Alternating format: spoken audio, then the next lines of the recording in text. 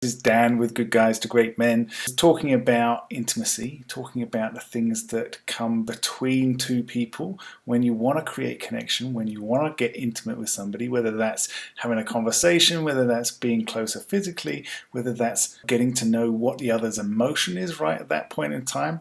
So we talk a little bit about this, talk a little bit about tools, things that get in the way, things that you can adjust to be able to change where you are, where the level of connection is, where the intimacy is, how close you feel, how far apart you feel, what you can do in that kind of situation. So most people think about intimacy as closeness, being close, but then I think people get into a lot of trouble that way. So a different definition of intimacy that I think helps a lot isn't just closeness. It's can I be fully me? Do I have room for you to be fully you? And can I choose to be close? So what a lot of people do is they think, okay, if we're going to have intimacy, then we've got to be close, close, close, close, close, right? And then if that doesn't feel good, then I've just got to like have some distance.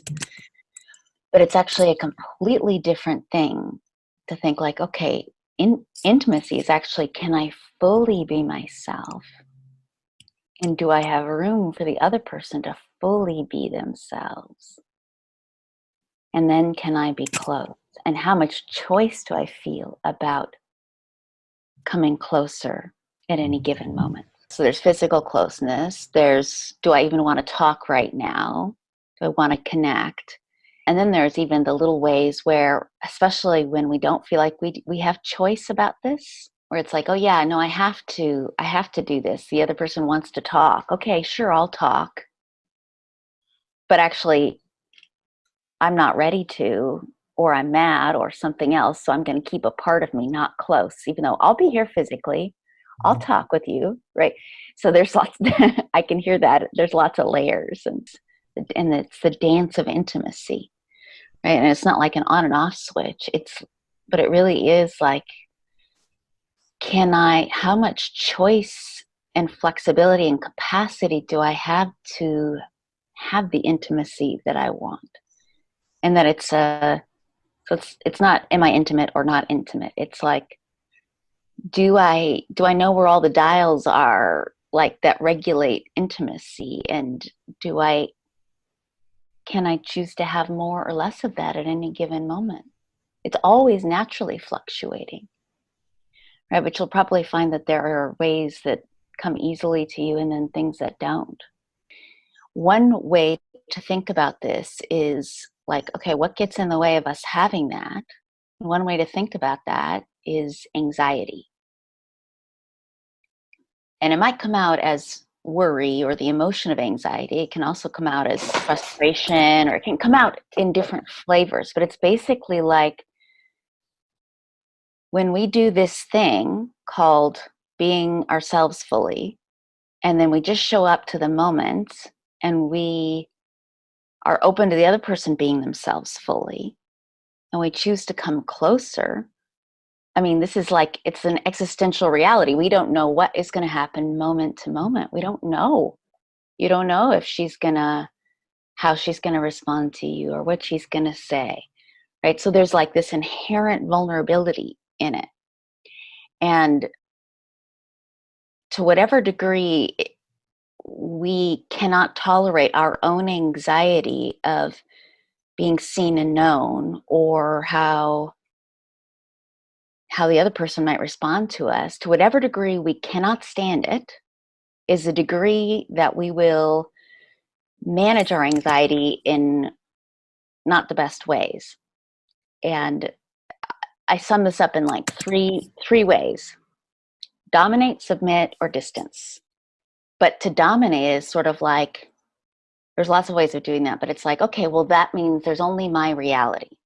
So this shows up when like somebody is not listening to their partner, or because it's too threatening. Like if you want something different than I do, that's maybe everything will fall apart or it'll hurt too much. So I will try and control things, or I will criticize or dominate, or I won't listen, or I'll only focus on my experience and I won't really hear your experience. I'll give you the facts. These are the facts.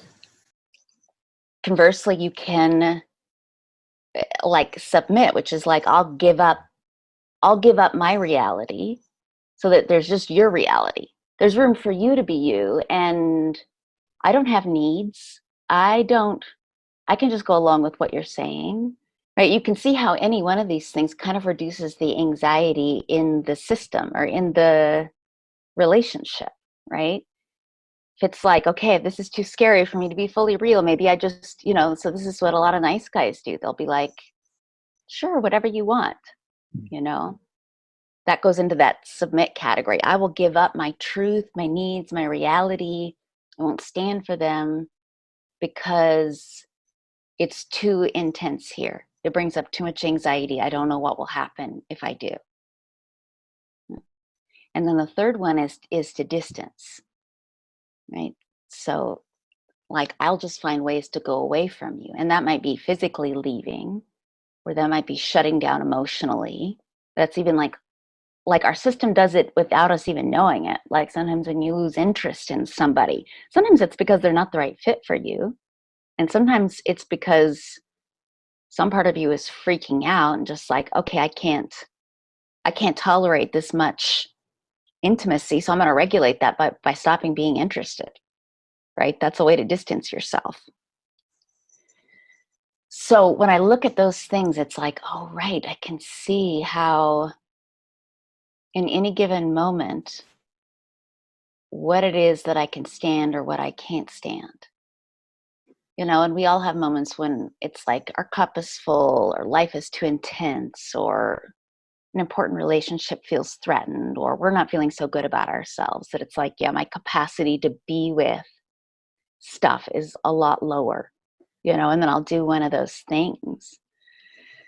But then the rest of the time it's like, oh, those are some dials, and you might see yourself more in one of them or another. Like, what is it that you do when it gets to be too much? Do you pull away? Do you not talk about your needs and feelings? Do you only notice your experience and not hers? Do you only notice her experience and not yours?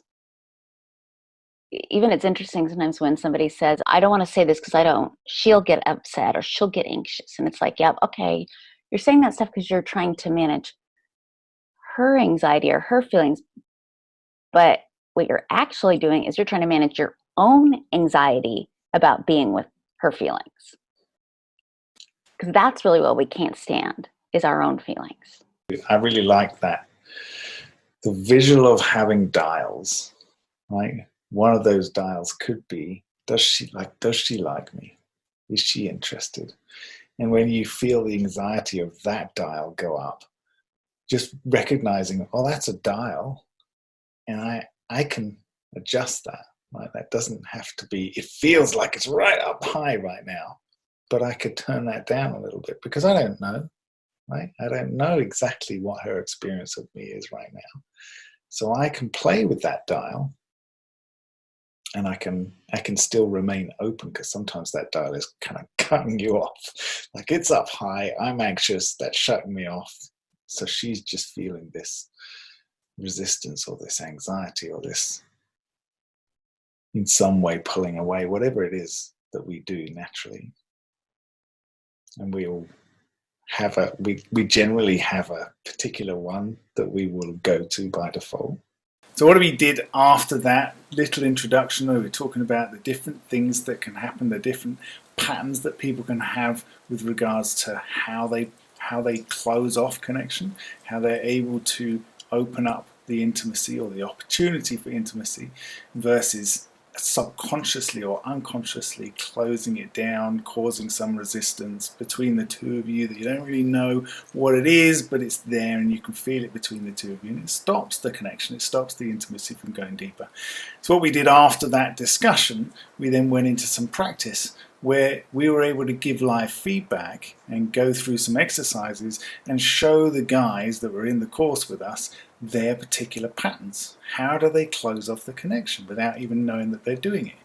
And so this is a lot of what we do in that course, is we talk about a specific topic or a specific area of connection and intimacy, and then we'll pull it apart, show you the different ways that you can then work with it and improve that and understand it. And then we'll go into some practice so that you can actually see how you do it, how you can avoid doing it, how you can change it, how you can take the conversation, the connection between you and the person that you're talking to or interacting with wherever you want to. And so then it starts to become really fun.